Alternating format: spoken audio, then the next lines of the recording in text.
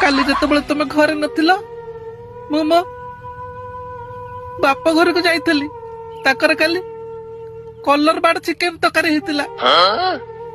ମୁଁ ଦେଖିକି ସହି ପାରିଲି ନାହିଁ, 1.5 ଥାଳି ଖଣ୍ଡେ ଭାତ ବାଡେଇ ଦେଇଛି। ଶାନ୍ତି, ତମେ ଭିତରେ ଆଇଁଷ ବାଡି ଦେଇଛ? ହଁ, କିନ୍ତୁ ଆସିଲା ପରେ ମୁଁ ଭଲ କରି କୁଡାକୁରେ ଦାନ୍ତ ଘଷି ଦେଇଛି। ଯାଉ ଶାନ୍ତି, କାନ୍ଦନି। ମୁଁ ତମ କଥା ବୁଝିପାରୁଛି। କେତେ ଦିନ ଖାଇବା ଆଉ ଶାଗ ତରକାରୀ? ଆଇଁଷ ବିନା ଆମ ଗଲୁ ଗଲାଣି ମରି। କାନ୍ଦନି ଶାନ୍ତି।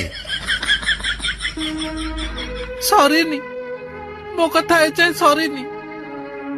ପରଦିନ ସନ୍ଧ୍ୟାବେଳେ ଆସିଲା ବେଳେ ଫକିରା ଫାଷ୍ଟଫୁଡ ପାଖରୁ ଗୋଟେ ଚିଲି ଚିକେନ 2ଟା ଚିକେନ ରୋଲ ଖାଇଦେଇଛି। ଆଉ କଣଟା ବାଳ ବଞ୍ଚିଲା? ମତେ ଶାଗ ପଖାଳ ଆଡ ଦେଇକି ତମେ ସେଠି କଲର ବାଡ ଚିଲି ଚିକେନ ଉଡଉଛ। ଆରେ ଘରେ ଆଇଁଷ ପଶୁନି ବୋଲି ମୁଁ ମାଛ ଚିକେନ ଦୋକାନ ଦେଖିଲେ ନାକରେ ଗାମୁଛା ଦିଆଉଛି। ହେଲେ ତମ ମାନେ ଛାଡ।